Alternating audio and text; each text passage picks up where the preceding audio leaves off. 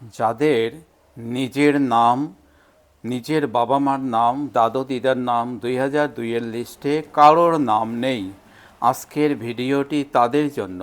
তাদের কি হবে? তারা কি ভোটাধিকার হারালেন? না, নিশ্চয় না। ভোটাধিকার তারা হারাবেন না।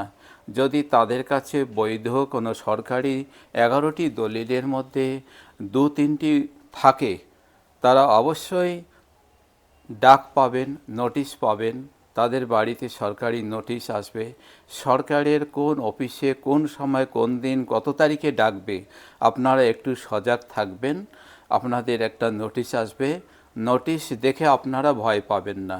নোটিশটা আপনাকে কোনো ডিটেনশন ক্যাম্পে নিয়ে যাওয়ার জন্য নয়, আপনার কাগজ আছে কি না সেটা খোঁজ নেওয়ার জন্য, সেটার একটা ভালো পরামর্শ দেওয়ার জন্য আপনার পরিচিত বিএলও সঙ্গে থাকবেন।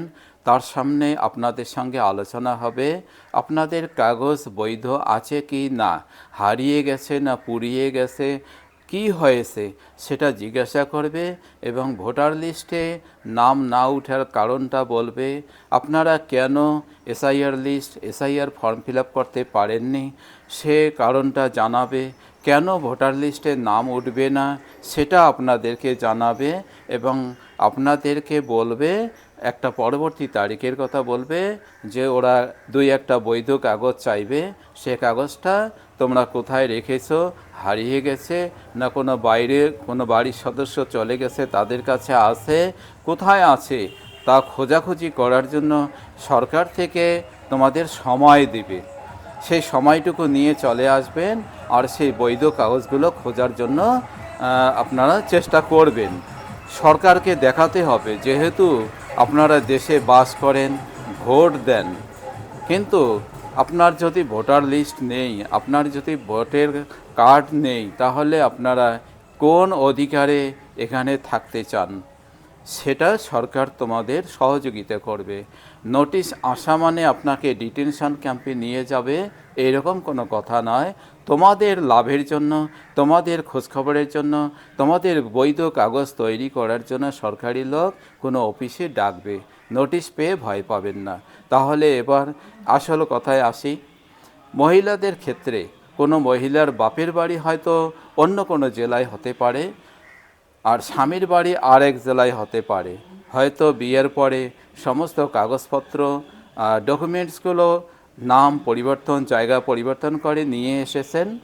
এখন বাবা মার সঙ্গে কোনো সম্পর্কই নেই, তাদের কি হবে? তাদের কিচ্ছুই হবে না। এখন আপনাদের যদি এসআইআর ফর্ম ফিল আপ করা হয়নি, তাহলে নাম খুঁজে খুঁজে ভোটার লিস্ট ধরে ধরে সরকারি লোক তোমাদেরকে কোনো অফিসে কোনো তারিখে ডাকবে। আপনারা সেখানে নির্ভয়ে যাবেন। যে দলিল আছে 2-1টা অথবা নেই, তবু আপনারা যাবেন, কোনো ভয়ের কারণ নেই। সরকারি লোক তোমাদের সুন্দর পরামর্শ দেবে। পরামর্শ শুনে আপনারা কাগজ খোঁজার চেষ্টা করবেন, ডকুমেন্টস কোথায় আছে।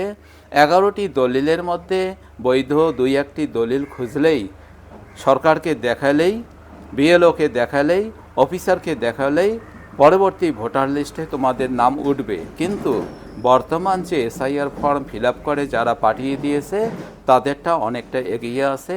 তাদের নাম এই ভোটার লিস্টে, যেটা ফেব্রুয়ারির 7 তারিখে ভোটার লিস্ট প্রকাশিত করার কথা, সেই ভোটার লিস্টে নামটা উঠে আসবে। কিন্তু যারা এসআইআর ফর্ম ফিল আপ করেননি, কোনো কাগজপত্রের অভাব রয়েছে, তারা কিন্তু পরবর্তীতে 2 থেকে 3 বার শুনানির ডাক পাবেন। তারাই কিন্তু পরবর্তী ভোটার লিস্টে তাদের নাম উঠবে যদি আপনারা 2-1টা বৈধ কাগজ অফিসারকে দেখাতে পারেন। ভয়ের কিছুই নেই।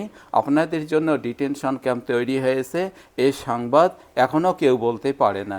তাই আপনাদের কাছে আমার একটা বিশেষ আপত্তি যে আপনারা বৈধ ডকুমেন্টগুলো কোথায় আছে একটু খোঁজাখুঁজি করুন।